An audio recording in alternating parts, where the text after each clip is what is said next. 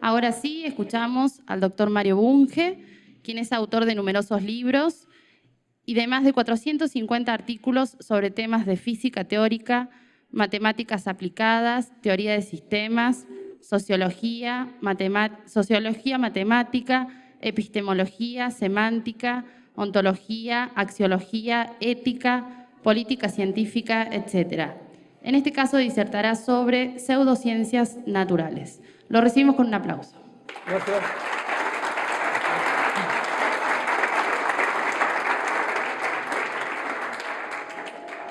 Deseo empezar por rendir homenaje a un gran científico puntano, el doctor Braulio Moyano, nacido en Villa Mercedes y que hizo trabajos muy importantes en neurociencias en los años 30 y 40, cuando había solamente otro neurocientífico en Argentina, el doctor Cristofredo Jacob, que había sido formado en Alemania, muy bien formado, pero que había estado completamente aislado, había sido hostilizado por los profesores de filosofía, de quienes se vengó comparando el cerebro de los filósofos con el de Tutu Carreta.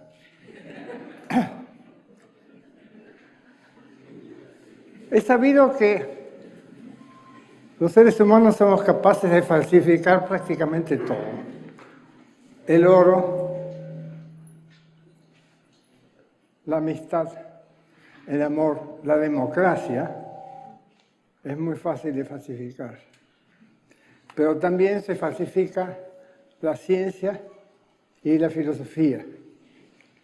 De hecho, lo que se enseña en la Argentina en este momento, en muchas facultades, empezando por la UBA, es principalmente pseudofilosofía. Les obligan a los chicos a leer textos incomprensibles de Hegel, de Heidegger y otros simuladores. El truco lo inventó Hegel.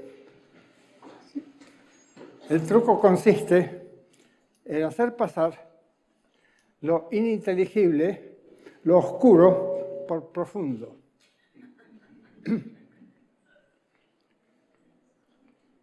Pero no es pseudo solamente en las humanidades. Hay pseudodisciplinas, o mejor dicho, hay bolsas de pseudociencias en muchas disciplinas científicas, incluso en la física, y no digamos en las ciencias sociales.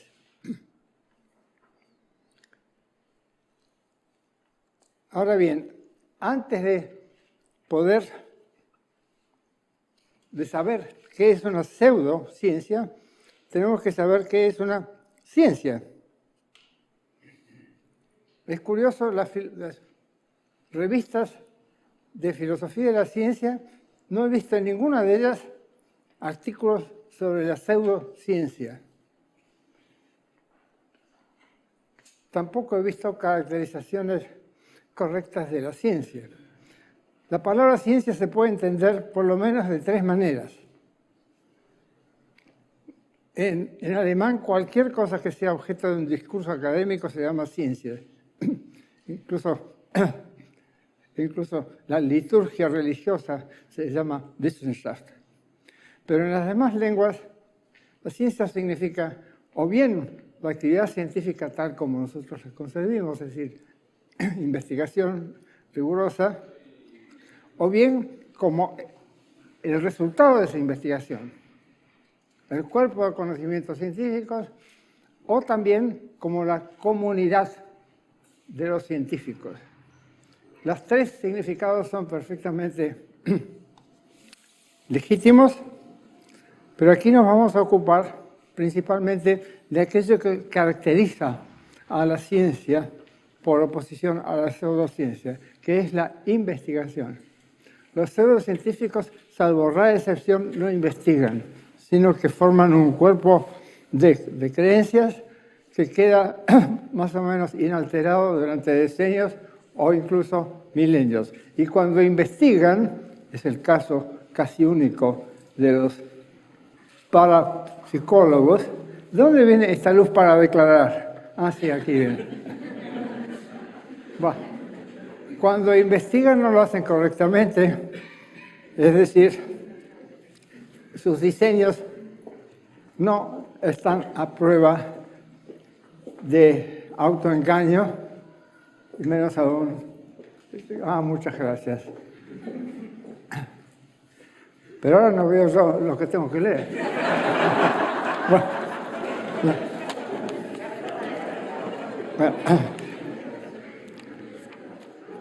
Antes de ponerse a investigar algo, hay que buscar un problema, porque en eso consiste investigar, consiste en explorar, en trabajar un problema. Y la búsqueda del problema presupone un cierto conocimiento anterior.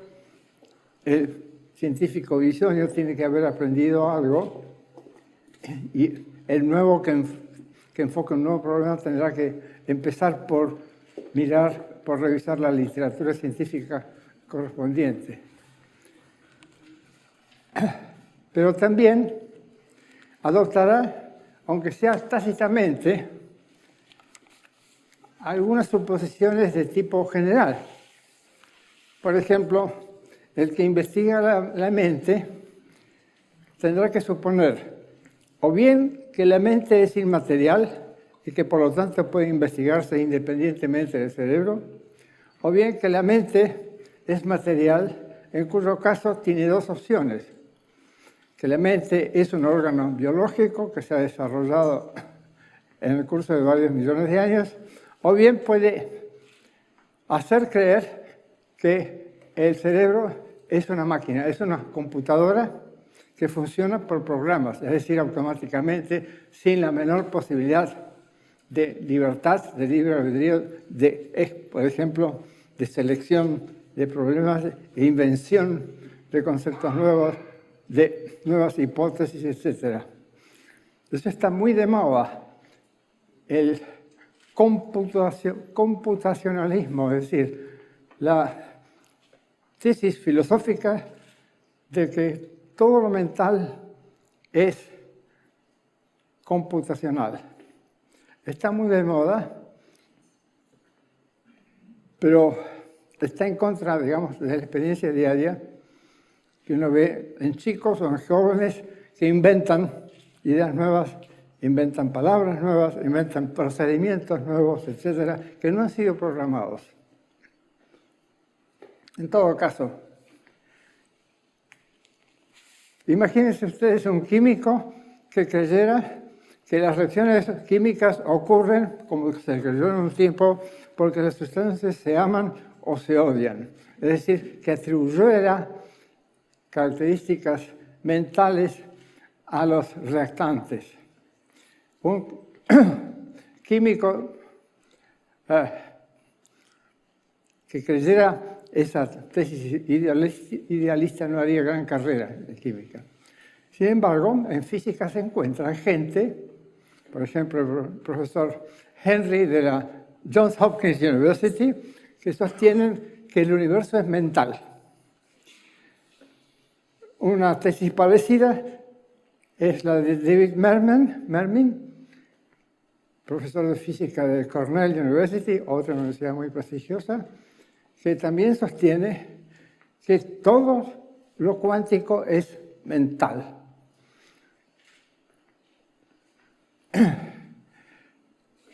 ¿Qué fundamentos tienen? Ah, no, ninguno. Son afirmaciones que se sostienen dogmáticamente. Y eso es característica de la pseudociencia, precisamente, el dogmatismo. El que no dan razones o motivos valederos, no piensan discutirlos, pero sí se lanzan, se ensañan con la gente que sostiene que los objetos materiales son, oh sorpresa, son materiales, que están caracterizados, por lo tanto, por la energía, cosa que en cambio los objetos mentales tomados en sí mismos como productos, tales como los números, los espacios topológicos, etc., no se mueven, por lo tanto no obedecen a cuestiones de movimiento, no tienen energía, de modo que no podemos explotarlos, no podemos reemplazarlos por petróleo. Sería muy bueno producir teoremas que reemplazaran al petróleo.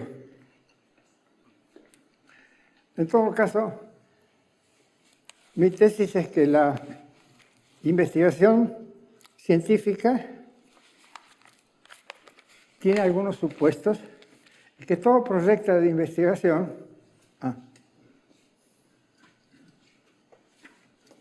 a ver, el azul me gusta, pero no sé si se verá. Todo proyecto de investigación versa ante todo sobre un conjunto de hechos, un dominio. Después, a ciertas suposiciones generales, por ejemplo, que el universo es mental o bien que es material, que después necesitamos un cuerpo de conocimientos antecedentes. Es decir, no podemos empezar de cero, como pretendían Francis Bacon y Edmund Husserl, barrer con todos los supuestos anteriores. Empezar borrón y cuenta nueva. Es imposible, no se puede ni siquiera plantear un problema a menos que sea con la ayuda de ideas preexistentes, que posiblemente algunas de ellas habrá que criticar. Pero en todo caso, las ideas científicas no salen de la nada. Después hay una finalidad. La finalidad puede ser, por ejemplo, corregir un cálculo, corregir una medición, construir una teoría, deducir consecuencias, teoremas de esa teoría, comparar dos teorías, abordar una clase totalmente nueva de hechos, por ejemplo, estrellas neutrónicas, de las que habló el profesor Labate, etcétera, etcétera. Y finalmente, el método. ¿Qué método vamos a elegir? El método más sencillo es la contemplación del ombligo. Es muy antiguo, pero no sirve para eso. Sirve para inventar religiones, pero no para hacer ciencia. El método de la búsqueda de datos es muy bueno siempre que se tenga, como decía Darwin, alguna hipótesis para buscar qué datos son los que nos interesan. La búsqueda ciega de datos, la acumulación de datos y la búsqueda de correlaciones estadísticas entre los datos es bastante estéril. El profesor Labate justamente nos recordó que las asociaciones de amigos de la astronomía, es decir, de astrónomos aficionados, cumplen una función muy importante, buscan una cantidad de datos que les resulta trabajoso, les resulta pesado buscar a los astrónomos, pero los amigos de la astronomía empiezan por aprender astronomía. Saben, por ejemplo, que si les interesa la astronomía planetaria, que saben que tienen que adoptar el sistema heliocéntrico y no el geocéntrico, saben que los planetas no son movidos por ángeles, etcétera, etcétera. Son aficionados porque no se ganan la vida como astrónomos, pero saben una pila de astronomía.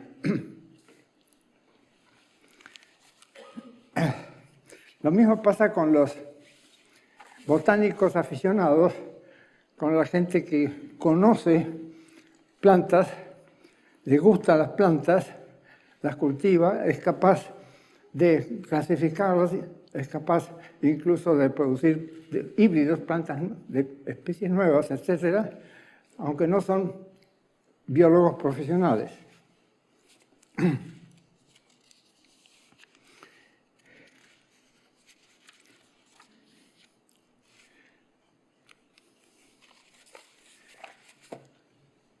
El método que usan los científicos es, oh sorpresa, el método científico. ¿Cuál es el carozo del método científico?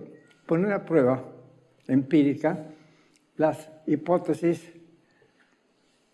someterlas a la prueba empírica, ver si realmente se ajustan a los hechos que pretenden describir. Lo que no es nada fácil. ¿Por qué? Porque la mayor parte de los hechos son inobservables, por lo cual, para acceder a ellos, hay que inventar indicadores. Por ejemplo, nosotros no vemos el viento, vemos un indicador del viento, que es, por ejemplo, el movimiento de las ramas de un árbol. No vemos la corriente eléctrica, lo que vemos es la desviación de una aguja imantada que se pone cerca de un cable por el que circula la corriente eléctrica. No vemos la infección, sino el termómetro que muestra que la temperatura normal, sugiere que la temperatura normal se debe a un proceso infeccioso. Nosotros no vemos la actividad económica de una región, sino que medimos, se mide el Producto Interno Bruto, que no es una medida de las riquezas ni del bienestar, pero sí es una medida de la intensidad de la actividad económica. Los economistas saben eso.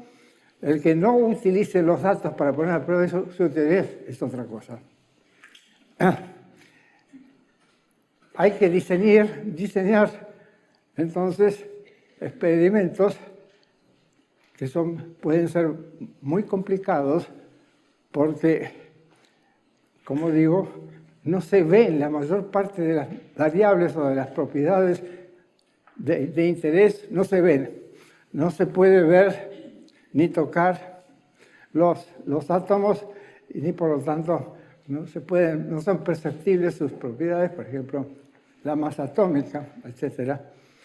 No se pueden ver los protones, pero sí se puede ver las huellas que dejan los protones cuando atraviesan una emulsión fotográfica.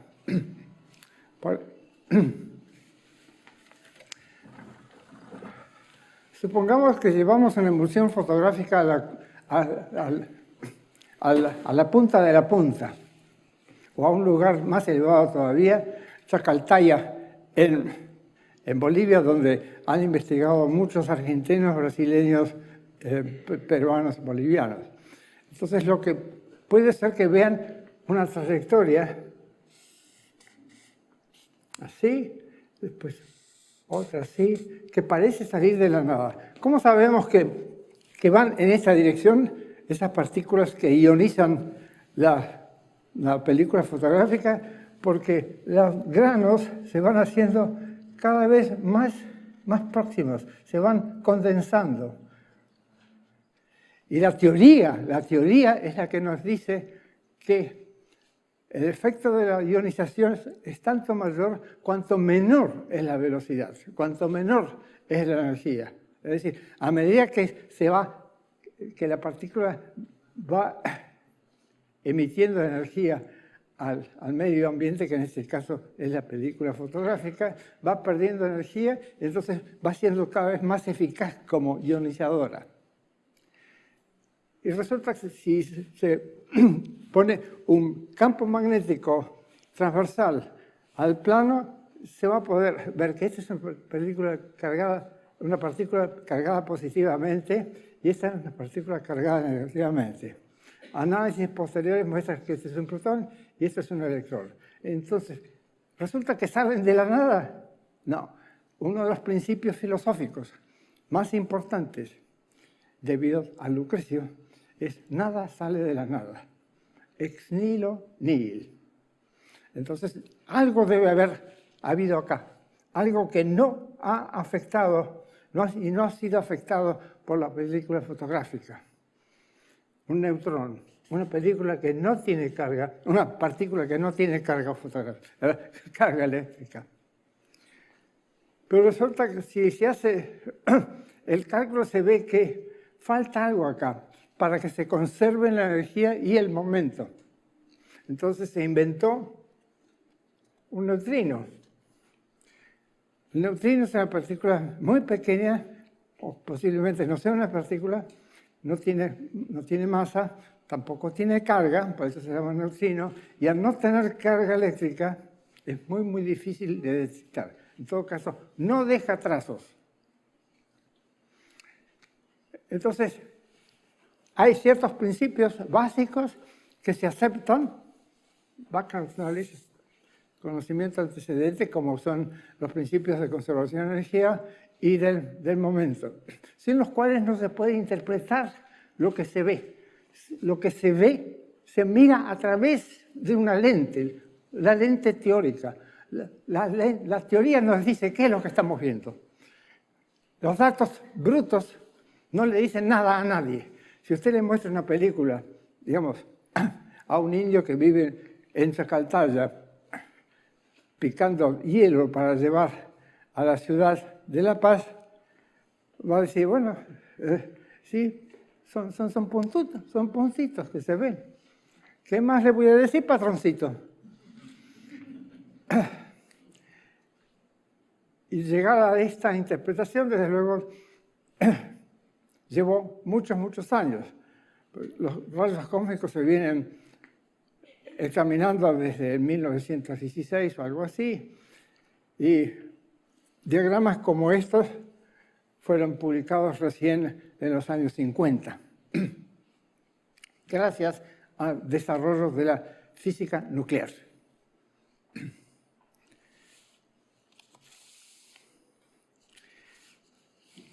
En todo caso, todo esto supone que se usan ideas más o menos claras. Imagínense alguien que quisiera medir el tiempo que tarda un avión en llegar de San Luis a Aeroparque usando, para hacer esa medición, usando la definición que da Heidegger del tiempo. Die Zeit ist die Reifigung der Zeitlichkeit. El tiempo es la maduración de la temporalidad. El tiempo es la maduración de la temporalidad. Ahora, si eso se dice en alemán, suena muy profundo. Si se dice en puntano...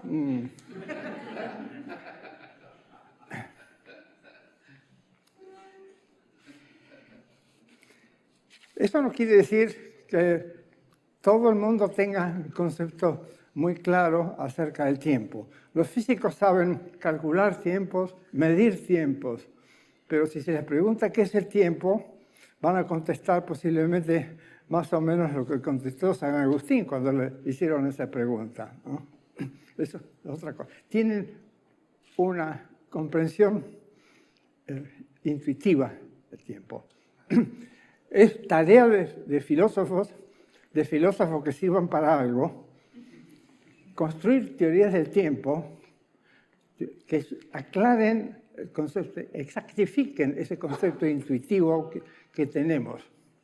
Eso se viene haciendo desde hace casi 100 años, aunque no siempre en forma satisfactoria. Es decir, la ciencia, el desarrollo de la ciencia plantea a quien siga ese desarrollo, plantea problemas filosóficos que los científicos no resuelven. ¿Por qué? Porque dan por sabido que ya se sabe, todo el mundo sabe lo que es el tiempo, lo que es la causalidad, lo que es el azar, todo el mundo sabe lo que es la materia. No, son conceptos universales, y los conceptos universales, por definición de universal, traspasan las fronteras disciplinarias, las que son relativamente arbitrarias.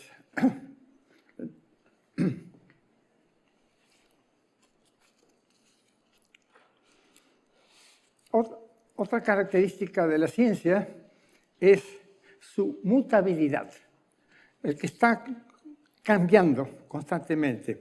No es que haya revoluciones científicas que barran con todo el acervo anterior, como creían Thomas Kuhn y Paul Feyerabend. No.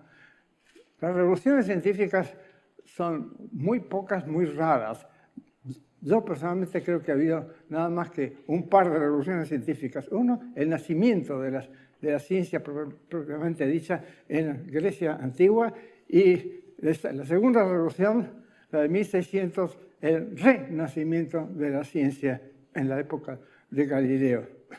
Las demás no son revoluciones, sino lo que en inglés se llama breakthroughs, es decir, son grandes descubrimientos, grandes dimensiones, como la evolución, la mecánica clásica moderna de Newton, la mecánica cuántica, la macroeconomía de Keynes, etc. Son breakthroughs. Pero no basta la cambiabilidad o mutabilidad, que es característica de la ciencia y no de la pseudociencia. También hace falta, en el proceso de la investigación, atenerse a reglas morales. Robert Merton, vilipendiado por los postmodernos que dicen hacer sociología de la ciencia, Robert Merton hace muchos años, en el año 42, enunció por primera vez lo que llamó el ethos de la investigación básica. Es decir, primero, desinterés; segundo, objetividad, racionalidad; lo que llamó comunismo epistémico, es decir, el deber de todo científico es compartir lo que sabe, lo que ha hallado con otros, compartirlo no solamente para dar, sino también para recibir opiniones críticas para que le permitan mejorar su trabajo. Y finalmente lo que llamó escepticismo organizado. No el escepticismo del escéptico que, como Hume, se limita a tirar abajo cualquier idea nueva o vieja, sino el escepticismo de la comunidad científica. Los científicos se reúnen periódicamente en congresos o se escriben entre sí, etc., piden opinión y van cambiando de opinión a medida que les den razones para cambiar de opinión. En todo caso, el ethos del científico básico es muy diferente del ethos del ingeniero. Cuando Jorge Sábato pasó de la enseñanza de la física a hacer tecnología del uranio, confesó que le chocó, porque el ethos era muy diferente. Aquí no se buscaba verdad, sino eficiencia. Se podía meter la mula, es decir, se podía robar. Una firma, una compañía puede robar secretos industriales, puede ocultar. El ocultamiento en ciencia es un pecado. En tecnología, puesto que el conocimiento práctico, el conocimiento utilizable, se cotiza, tiene precio a diferencia de los teoremas, hay que proteger. Es un bien, hay que protegerlo.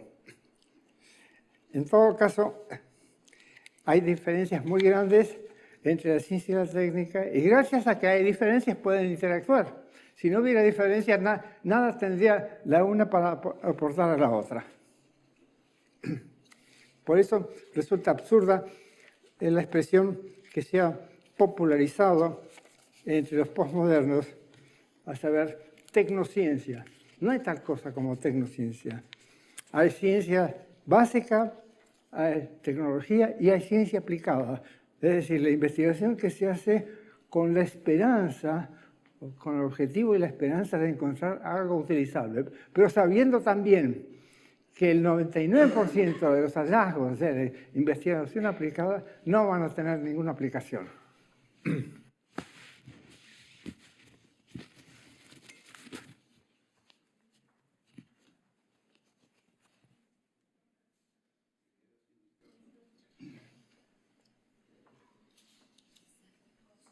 Hacer las ciencias no cambian, o si cambian solamente por presión externa o como resultado de luchas.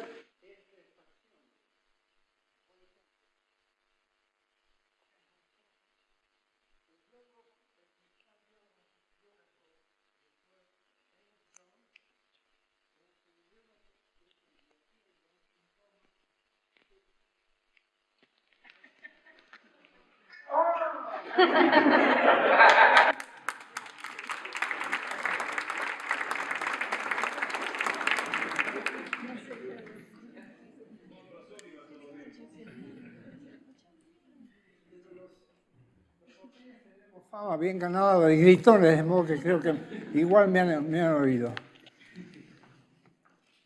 Ernest Jones, en su biografía de Freud, dice que el trabajo fundamental de Freud sobre interpretación de los sueños, publicado en el año 1900, que es el origen del psicoanálisis, lo reeditó 8 veces durante la vida de Freud, o sea, durante 38 años. Cito, jamás se hizo ningún cambio, ni fue necesario hacerlo. Ni fue necesario hacerlo. Durante 38 años no se descubrió nada nuevo y el motivo es muy sencillo, porque no se investigó. La investigación de los sueños empezó recién después de la Segunda Guerra Mundial, particularmente en la Universidad de Stanford, donde hay un laboratorio dedicado a eso. Tomemos otro ejemplo.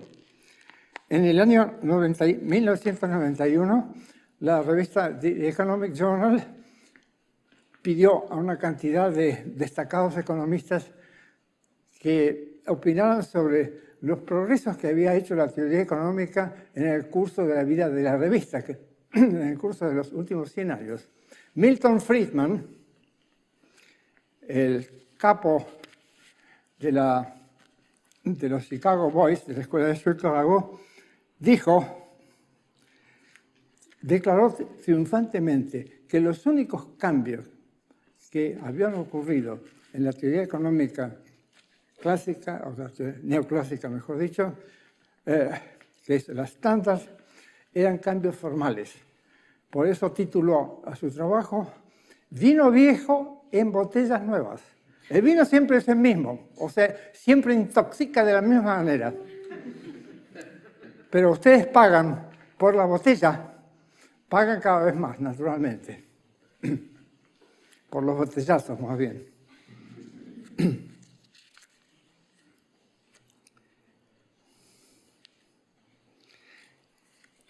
Otra característica de las pseudociencias es que no se mezclan con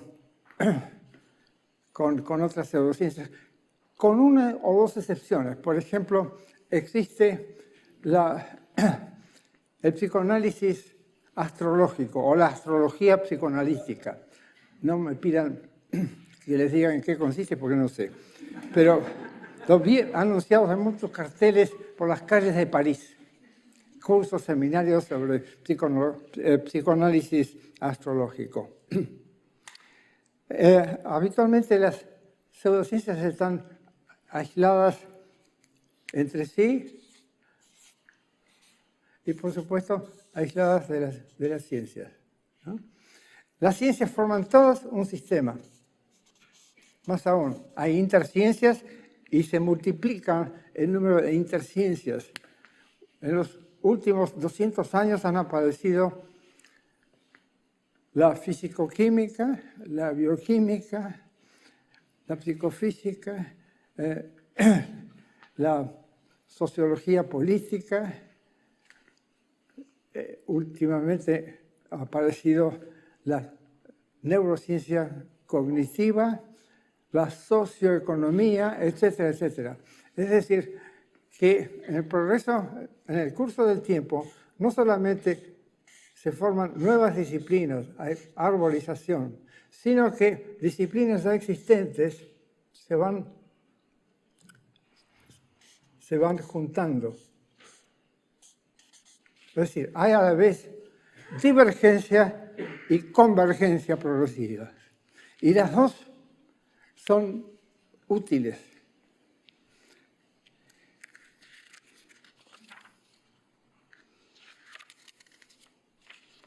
Tenemos algunos ejemplos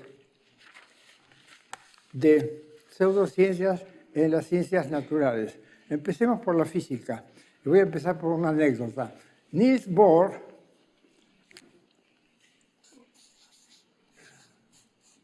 el genial danés,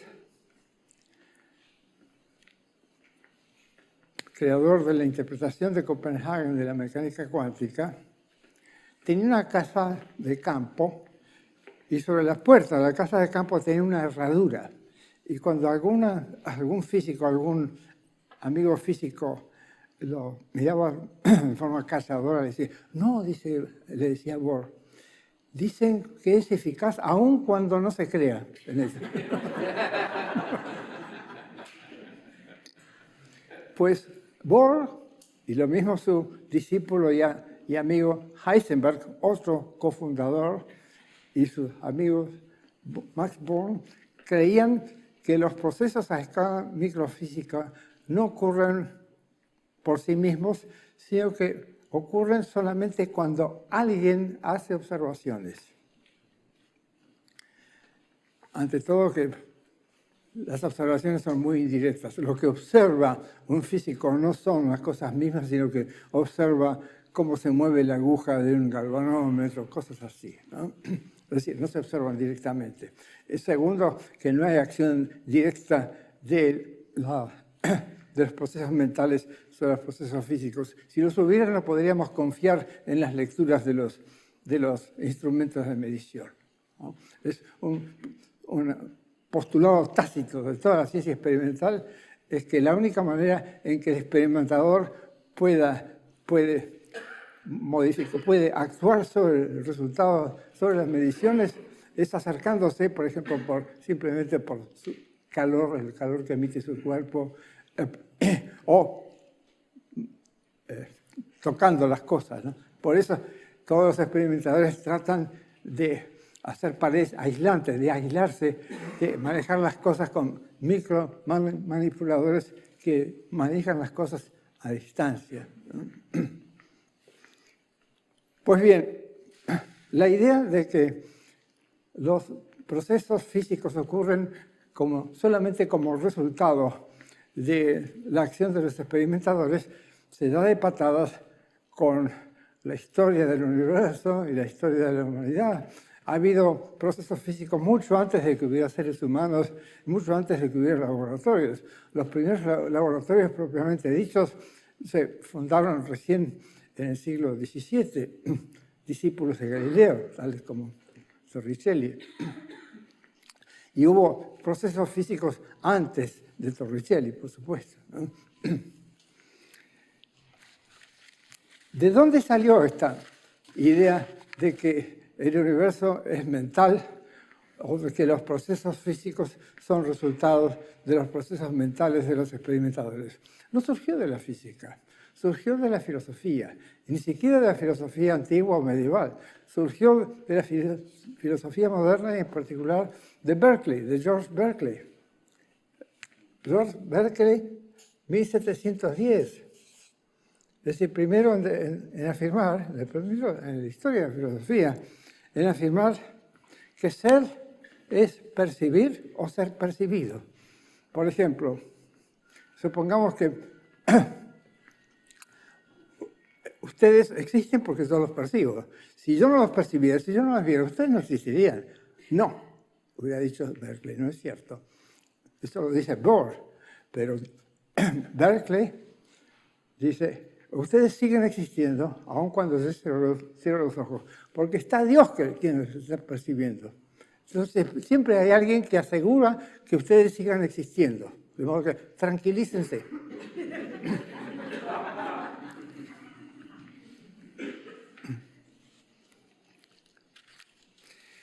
Entonces, esa idea de Berkeley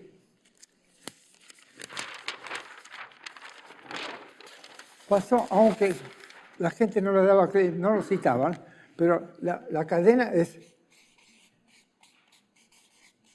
así. Va a Kant, subjetivismo de Kant va a Comte, el fundador del positivismo francés, de Comte, o directamente de Kant va a Mach, al neopositivismo, la Escuela de Viena, y el neopositivismo va a Copenhague.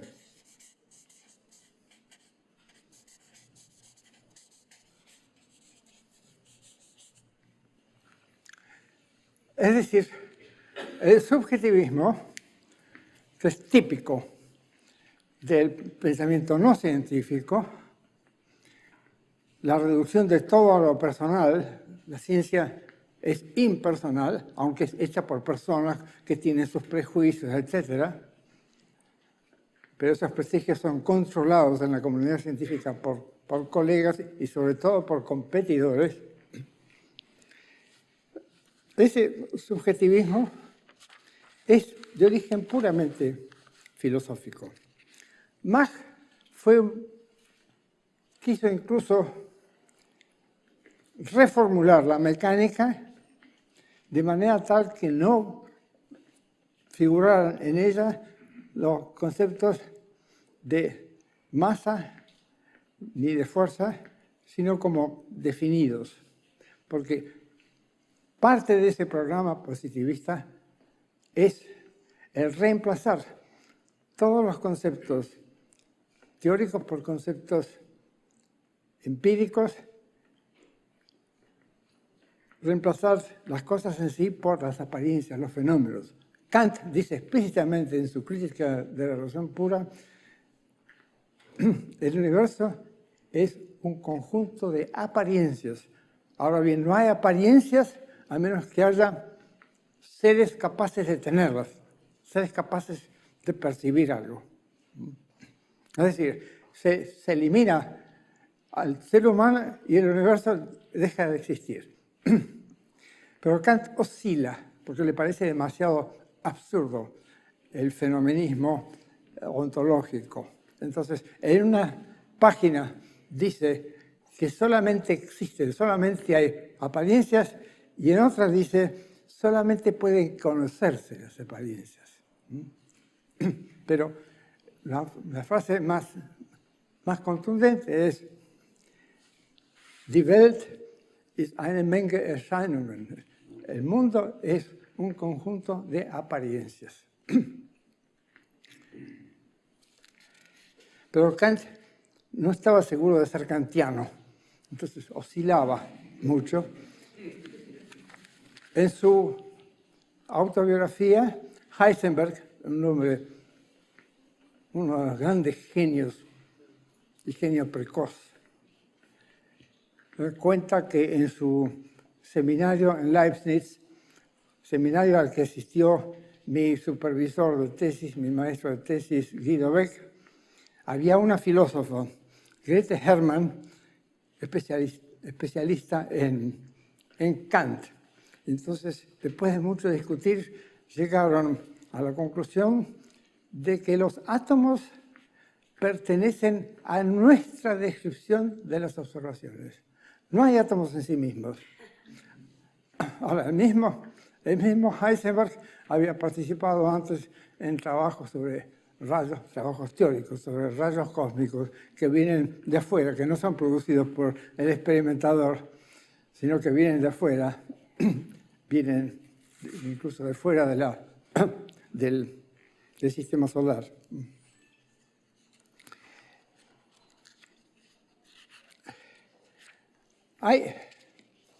Hoy día se ha popularizado en la astronomía, en la astrofísica, en la cosmología, dos o tres ideas típicamente pseudocientíficas. Una es que no hay un solo universo, el universo que habitamos, sino que hay muchos universos paralelos al nuestro, donde hay también universos paralelos que son algo así como copias carbónicas del nuestro con algunas pequeñas diferencias, pero también a ese universo pertenecen nuestros amigos, los astrónomos, etc. Según la teoría de las cuerdas, o mejor dicho, de las membranas, que es hija de la teoría de las cuerdas, el número de universos se conoce bastante bien. Es 10 a las 500. No traten de imaginar, este es nada más que un signo. No traten de imaginar qué es 10 a la 500. Más aún, sostienen los creyentes en la teoría de las cuerdas, que es de las más famosas de las teorías actuales, sostienen que el espacio físico no tiene 3 dimensiones, sino 10. ¿Cómo se sabe eso? No, no se sabe. Lo que pasa es que la teoría de las cuerdas nació de un problema legítimo, y es compatibilizar la teoría de la gravitación de Einstein con la mecánica cuántica, y tratar la gravedad en forma cuántica. Entonces, la teoría de las cuerdas resolvió ese problema. En efecto, las compatibilizó. Existe esa teoría, es una teoría de la gravedad, es una teoría cuántica de gravedad. Perdón. Pero ¿a qué precio? Primero nos pedían que creyéramos que el espacio físico tenía como 20 dimensiones o 17. Después, poco a poco, se avergonzaron y fueron reduciendo, se fue achicando. Y finalmente insisten en que tiene 10 dimensiones. Entonces, ¿qué pasa con las dimensiones extras, con las 7 dimensiones? No se preocupen, están como enroscadas, de modo que no tenemos no corremos el peligro de encontrarnos con lugares superdimensionales. O si no, como dijo una astrofísica famosa de Harvard hace poco, dice, posiblemente el universo actual no tenga nada más que 3 dimensiones, pero en el comienzo, o sea, cuando no había gente, en el comienzo tenía 10. Pero no dice cómo se fue encogiendo. A un físico no se conforma con que le digan tales cosas ocurrieron. Quiere saber el mecanismo. Y si no hay mecanismo, no hay explicación. Pero el dogmatismo de esta gente es tal, su credibilidad es tal que no se presentan esos problemas. Un físico norteamericano muy imaginativo, el director de tesis de Richard Feynman, otro hombre muy imaginativo, fue John Archibald Wheeler, a quien tuve Wheeler. ¿Qué me está pasando? John Archibald Wheeler, a quien tuve el gusto de conocer. Lo invité en el 66 a un simposio que organicé en el sur de Alemania. Dio una exposición brillante. Bueno, Wheeler, su programa inicial también era eliminar, lo mismo que Mach, el concepto de materia y tratar de reemplazarlo por el concepto de espacio. Pero desde luego el espacio en sí mismo no tiene energía. Igual, el programa falló. Entonces dijo, bueno, los constituyentes básicos del universo no son espaciales, son proposiciones. Idealismo platónico, típico platónico, pero Wheeler nunca había oído hablar de Platón. Se reinventa Platón, se reinventa Kant cada tanto. Tampoco eso funcionó. Entonces, la última vez que lo escuché fue en Fribourg, en Suiza, en el 91. Propuso Wheeler su famosa doctrina It's from bits. ¿Qué es un bit? Un bit es la unidad de información. ¿Y qué son estas cosas? Las cosas materiales. Entonces le pregunté, ¿cuántos bits tiene un hamburger? Y no se rió. Al cabo de 2 minutos de cálculo me dijo 10 a las tantas, etc. Pero la idea siempre, la motivación es filosófica, es idealista. Eliminar el concepto de materia, hacer física inmaterial, porque los bits no tienen energía. Ahora, aquí se viola un principio básico de la física, que es el principio de conservación de la energía. ¿De dónde está la energía? Si los bits no tienen energía, ¿cómo se hace para que las cosas compuestas por bits tengan energía? Ah, no, ese problema ni siquiera se presenta. ¿Cuál es la justificación? La justificación es muy sencilla. Pensamiento mágico, como dirían Borgo y Agostinelli. Es confundir el territorio con el mapa. Es confundir las cosas con los programas de computación que representan teorías con las cuales se puede calcular. Entonces, todo pasa de la realidad a la pantalla de a la computadora. Entonces, todo se arregla con bits. Una cosa es decir que una teoría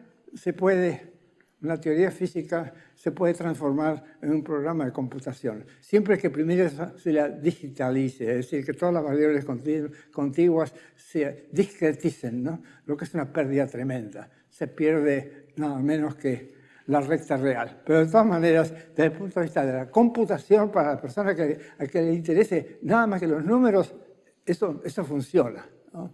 Bueno. Esta idea, este programa, Ifs and Bits, no es exclusivo de Wheeler. Hace 5 años o 6 años se reunió, hubo una especie de congreso de homenaje a Wheeler al que asistieron muchísimos físicos muy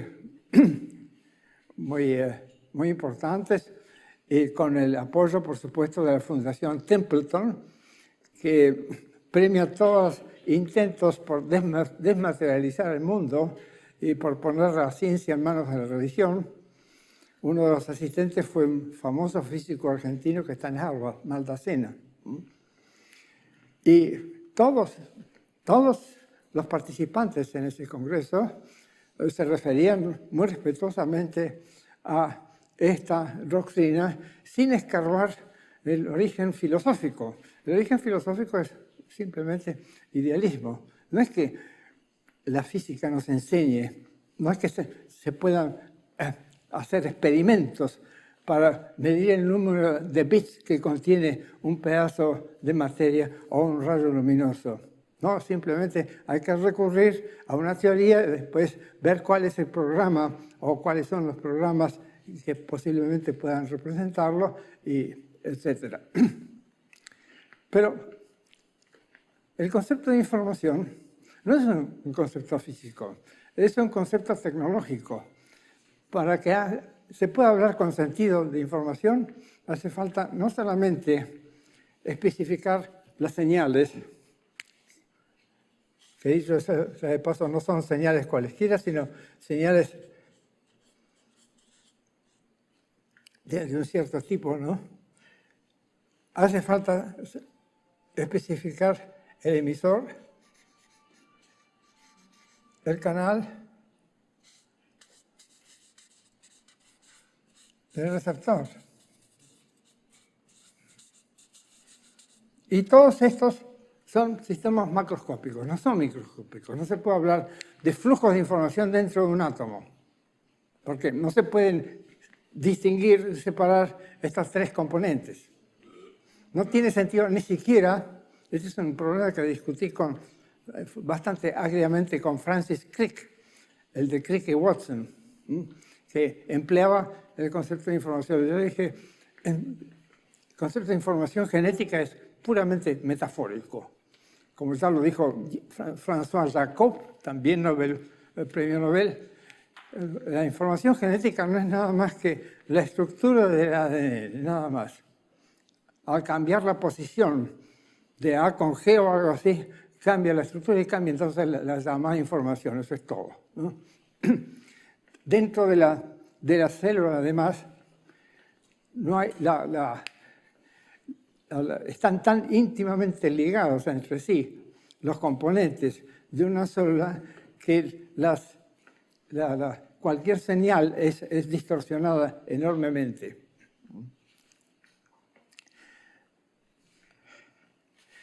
Lo que quiero decir es esto. No es cierto que la ciencia y la pseudociencia sean ajenas la una a la otra. En todas las ciencias hay bolsas de pseudociencia, incluso en matemática. En matemática ha renacido el pitagorismo. El neopitagorismo de Grigori Shatin, un matemático muy conocido, de origen argentino, que trabaja en la Bell. Shatin sostiene que la base de toda matemática es el concepto de azar. Esto es demostrablemente falso. ¿Por qué? Porque una sucesión al azar, al auténtico azar, no se puede describir con una fórmula. Hay que describir esa sucesión, hay que describirla término por término. No se puede decir, por ejemplo, esta sucesión, etcétera, etcétera, es simplemente la sumatoria de menos 1 a la n. Se puede, este es el término general. En una sucesión al azar no hay término general. No se puede decir entonces, y así sucesivamente, porque no hay así. No hay así. Ahora bien, donde no hay fórmulas, no hay matemática. La matemática hablada no es matemática.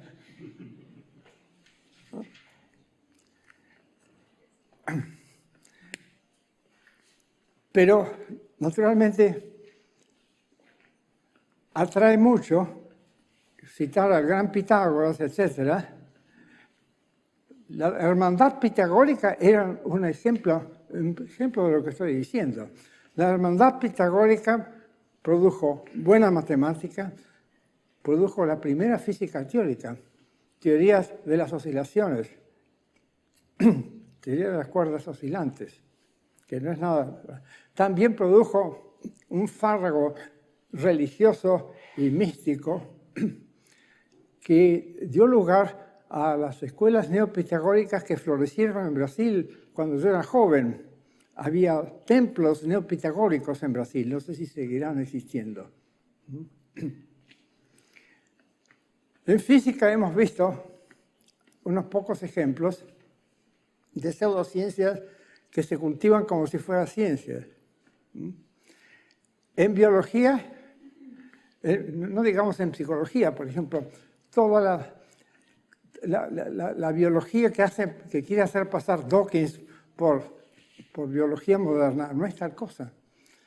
Porque él supone que el organismo no es nada más que un vehículo transmisor de genes. Dice que es la existencia de organismos, dice Dawkins, es paradójica. ¿De qué se ocupa la biología? Se ocupa de organismos. Entonces, porque en principio bastaría cualquier mecanismo, un mecanismo mecánico, para transmitir los genes de una generación a la otra. Pero el propio concepto de generación no tiene sentido fuera de la biología, si se prescinde del acto de generación, etc., que no es exclusivamente, no se hace exclusivamente, digamos, a nivel molecular, ¿no? La idea del gen egoísta es una idea que va contra la bioquímica, contra la genética, que nos dice que el ADN no se reproduce por sí mismo, que no se divide por sí mismo, que es dividido por enzimas, que hay que tener en cuenta no solamente el genoma, hay que tener también el proteoma. Es todo un sistema en el cual se puede distinguir, pero no separar los distintos elementos. Toda la biología de Dawkins es imaginaria. Por eso es que ha tenido tanto éxito. Las obras de ficción se venden mucho mejor que los trabajos científicos. Bueno, la llamada psicología evolutiva es para sí. Utiliza ideas de Dawkins y vamos allá. Sostiene que nuestro cerebro o nuestra mente fue formada en el llamado Pleistoceno entre hace 50.000 o 100.000 años. Dicen explícitamente que nosotros somos fósiles vivientes, somos fósiles caminantes, porque nuestra mente fue hecha para luchar contra leopardos, no para luchar contra las grandes corporaciones o con nuestros esposos, ¿no? No, fue hecha para sobrevivir en la sabana africana hace 50.000 años. Y eso explica por qué es tan difícil, por qué la gente no entiende la relatividad, los cuantos, etc. Pues tenemos todos una mentalidad primitiva, tan primitiva que hay quienes creen en eso, ¿no? Es decir, no se dan cuenta que los primitivos son ellos. Pero lo explica todo, y lo explica todo en términos presumiblemente biológicos. Es decir, hacen sociología, economía, historia, etcétera, en términos biológicos. Quieren reducirlo todo a nivel celular o, si es posible, a nivel molecular. Uno de los principales pecadores en este sentido es Michael Shermer, que tiene una buena columna contra la pseudociencia en Scientific American, pero tiene un libro reciente en que quiere hacer creer que el capitalismo está en nuestros genes. Que no sabe, ignorancia histórica elemental, que el capitalismo es moderno, que el capitalismo nació hacia 1500 y que el capitalismo contemporáneo, nacido a favor de la revolución industrial en 1750, no tiene nada de biológico, que nació solamente, no es poco, nació en Inglaterra, después pasó a Francia y Alemania, y todavía en algunos países no ha llegado. Es decir, esa ignorancia total de la historia hace que gente como Wilson, como Michael Shermer y como los psicólogos evolutivos puedan decir los disparates que dicen impunemente. Esa es típica pseudociencia. No solamente porque no se puede contrastar, no se pueden poner a prueba las afirmaciones acerca de la psique del hombre primitivo. No, ellos hablan del hombre actual y eso sí se puede poner a prueba. Sí se puede poner a prueba, por ejemplo, la afirmación de que los gustos están determinados exclusivamente por los genes. Todo el mundo, cualquiera que recuerde haber visto alguna fotografía de una señora vestida hace 100 años con las enormes polleras y esas enormes... sabe perfectamente que los gustos, sobre todo en modas, han cambiado tremendamente, que no han sido determinados por factores biológicos, sino sociales, culturales, etc. Cualquiera sabe que cualquier hecho social tiene componentes económicas, políticas, culturales, que los hechos sociales no son determinados exclusivamente por la biología. Cualquiera sabe que la constitución genética de los franceses no cambió después de la Revolución de 1789, o la composición genética, digamos, de los rusos después de 1917, o de los chinos después de 1949, etcétera, etcétera. No fueron hechos biológicos, fueron hechos sociales. Las ciencias sociales no pueden ignorar a la biología, pero no son reductibles a las ciencias biológicas.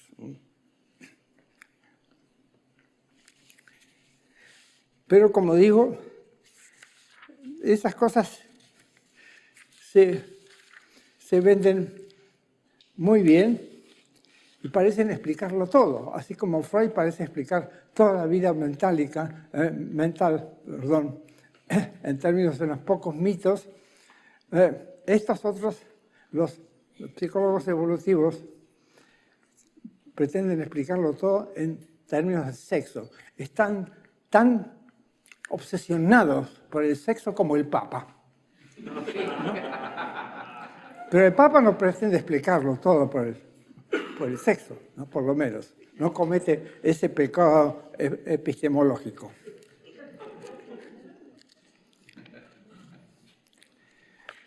Bueno, me parece que me he extendido demasiado y vuelvo ahora por un instante a Braulio Moyano, que merece algo más que el nombre de un hospital, merece el nombre de una ciudad puntana, merece por lo menos el nombre de la principal, de una plaza en la ciudad de San Luis y de otra en la ciudad de Buenos Aires. Moyano no macaneó cuando hizo neurociencia. Después de Cajal no era posible decir las macanas que dijo Freud acerca de él, en la época, en su juventud, cuando hizo neurología.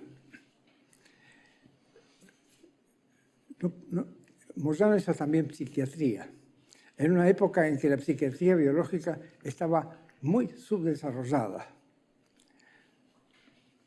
A propósito de eso, el lunes pasado, hace 3 días, se reunió en Buenos Aires un congreso de psiquiatría que sigue la tradición de Braulio Moyano en psiquiatría, la tradición de la psiquiatría. Es organizado por INECO. INECO es un pequeño laboratorio de neurociencia cognitiva, que es la psicología biológica, dirigido por Facundo Manes,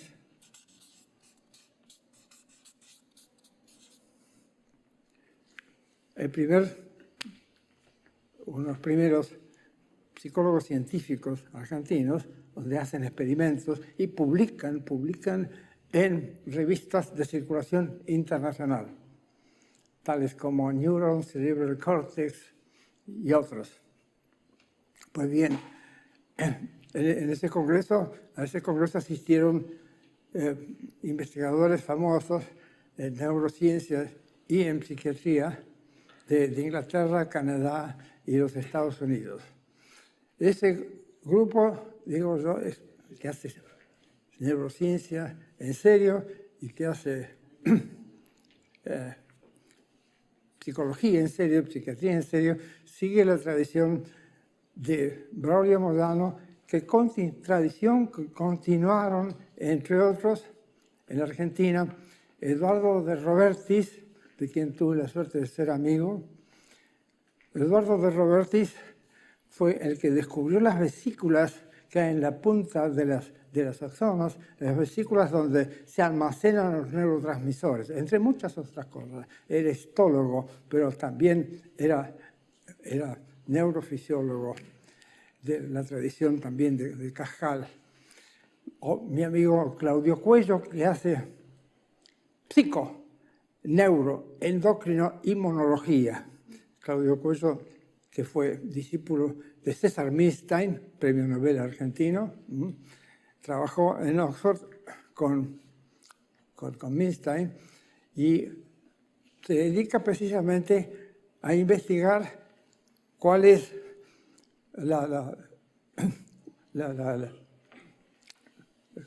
cuáles son las funciones de los fármacos psicotrópicos, los fármacos que modifican notablemente las funciones mentales y, en particular, investiga también el origen del Alzheimer, de la enfermedad de Alzheimer, que es, como ustedes saben, de frecuencia creciente. ¿Por qué? Porque la gente llega a edades avanzadas como la mía con frecuencia creciente. Entonces, esa gente, hacen ciencia básica, que es la más útil de todas, porque tiene aplicaciones múltiples, porque obtiene conocimientos duraderos y conocimientos confiables, aunque no incontrovertibles, pero sí confiables y que son sometibles a análisis crítico. Nada más.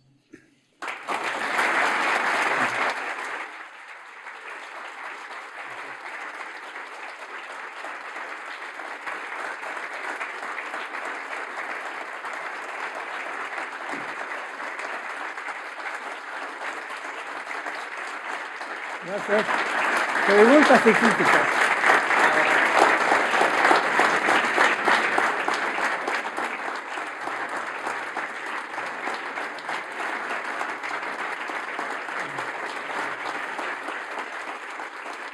Muchas gracias.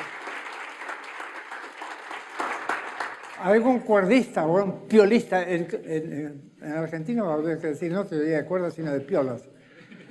¿Algún piolista ofendido que quiera defender?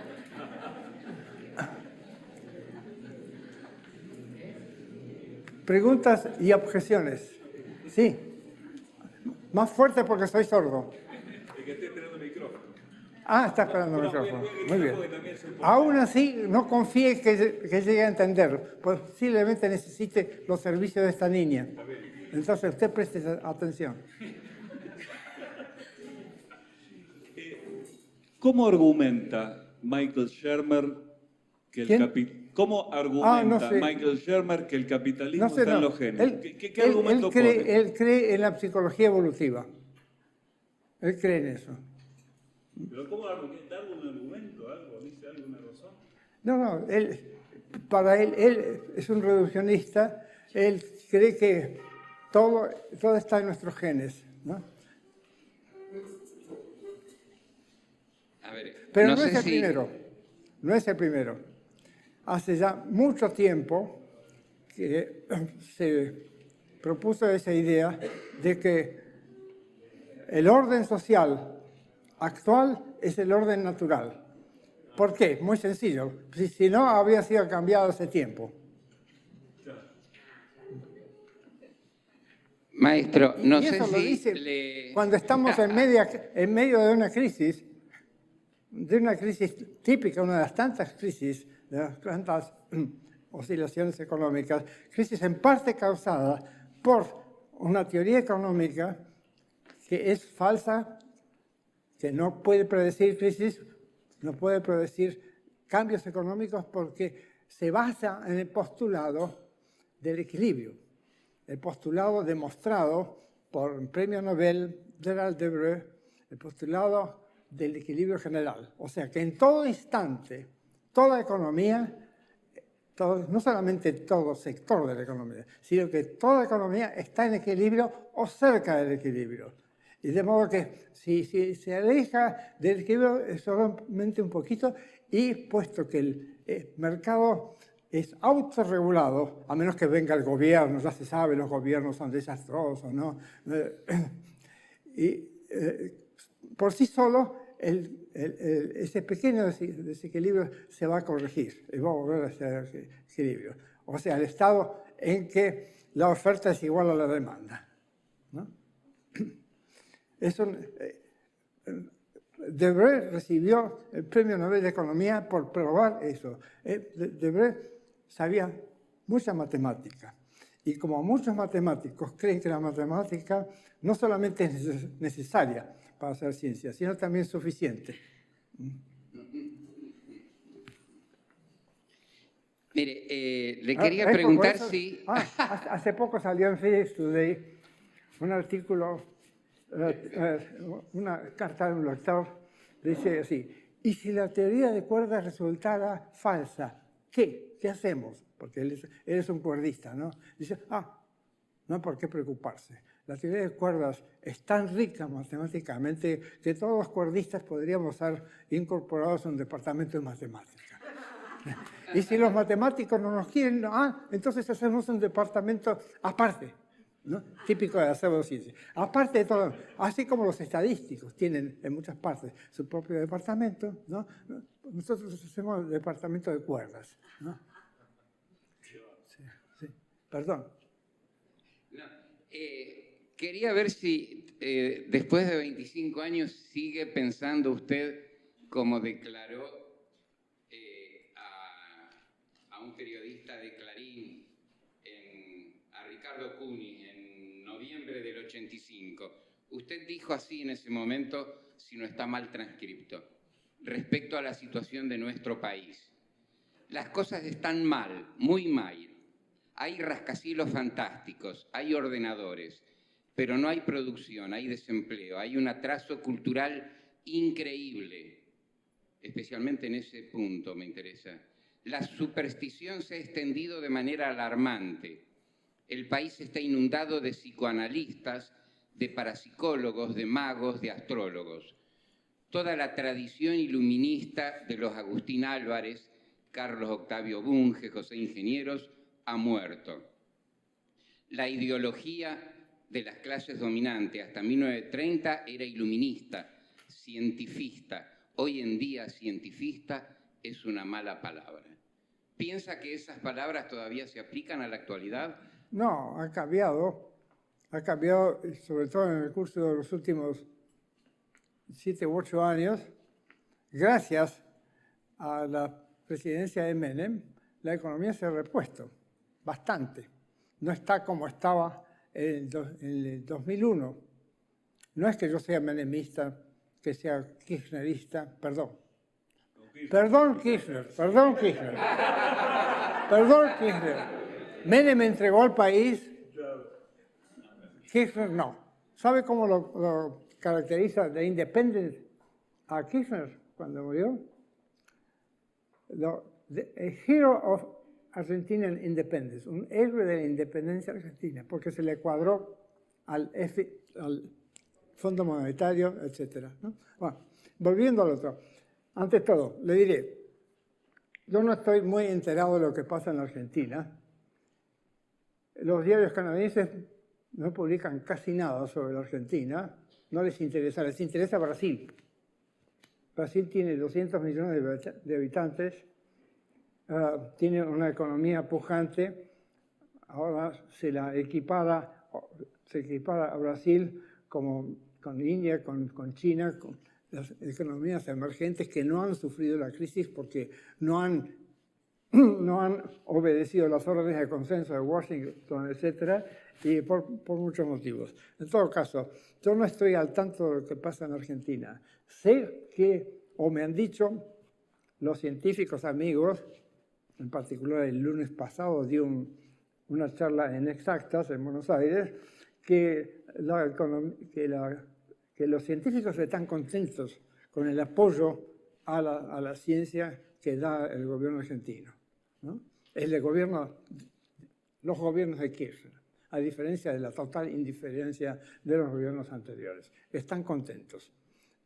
Tienen sus críticas, por supuesto, al caudillismo, todas esas cosas, ¿no? Pero están contentos y además, como me dijo un matemático,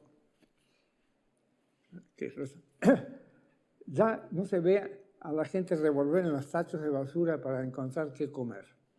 Cosa que hace 10 años, en 2001, en 2002 se veía, ¿no? En todo caso, la situación está. Pero la cultura está en un estado, creo, la cultura humanística sobre todo, está en un estado desastroso. Una sobrina nieta mía está cursando filosofía en la Facultad de Filosofía y Letras de la Universidad de Buenos Aires y le encajaron en primer año la lectura de 4 tramposos, Hegel, Nietzsche, Husserl y Heidegger.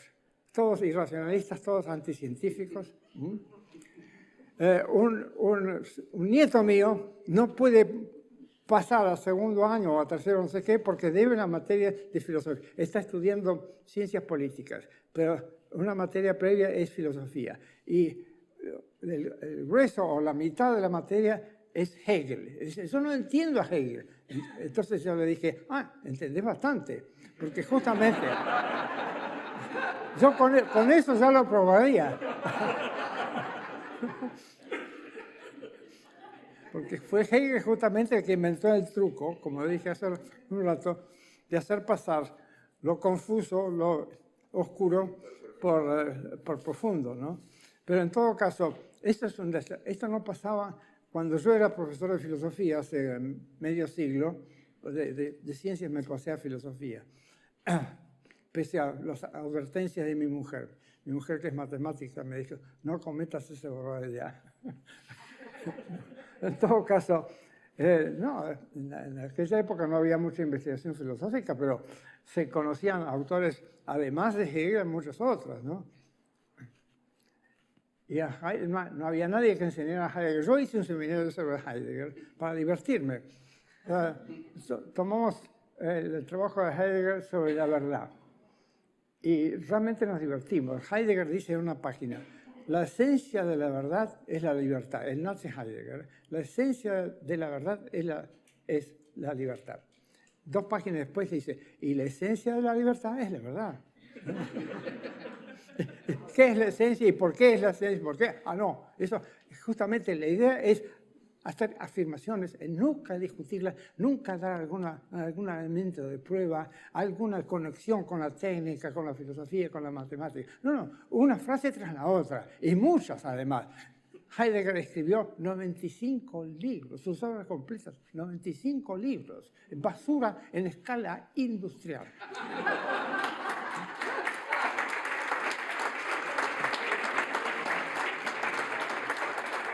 En aquella oportunidad usted consideraba que la Argentina era muy provinciana, que había ciencias que ni siquiera habían llegado a la Argentina. ¿Sigue pensando así? ¿Cómo? Que éramos muy provincianos los argentinos a nivel mundial, que hasta había disciplinas científicas enteras que aquí eran desconocidas. Bueno, todo llega tarde acá. Algunas veces es afortunado ser subdesarrollado, porque la última basura producida en Brasil, en París todavía no llegó, ¿no? Pero en efecto es una cultura atrasada que hay investigadores destacados en física, en matemáticas, seguramente también hay en otras disciplinas, en historia sobre todo. Los argentinos están obsesionados por el pasado. Es el único país del mundo donde hay una revista que se vende en los kioscos que se llama Todo es Historia. Es que es una buena revista, dicho sea de paso. Es una muy buena revista, yo lo respeto mucho a Félix Luna, ¿no? Pero Todo es Historia, es un poquito, hace que la gente mire al pasado. La gente se pelea más por el pasado que por el futuro. Se pelea por Perón o por Kirchner, por Irigoyen incluso. Cuando yo era estudiante secundario nos peleamos a trompadas por Rosas, pero no por el futuro. Hay que pelear por el futuro, no por el pasado.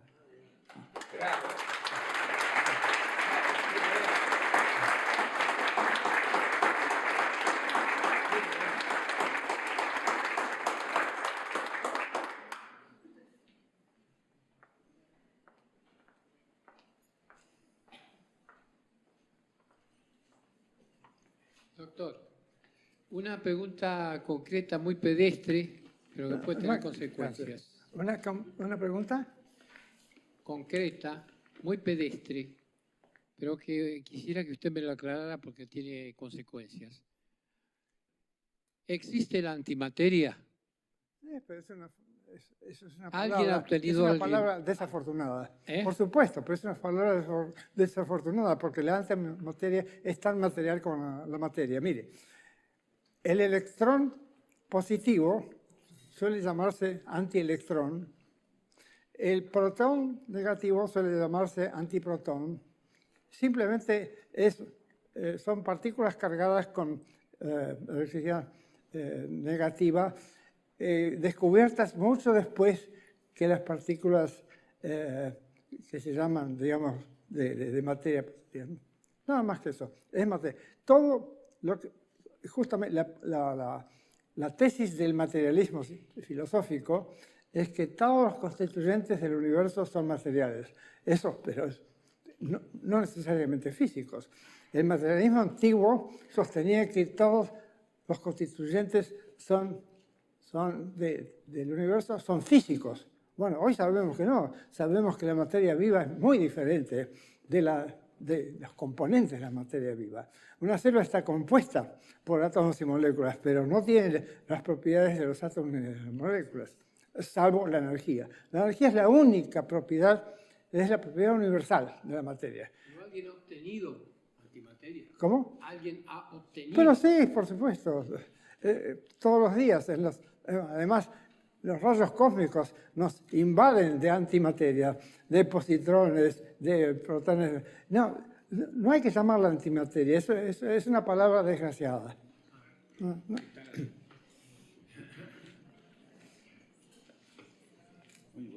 Muchas gracias. Bueno, a ustedes. Gracias a ustedes.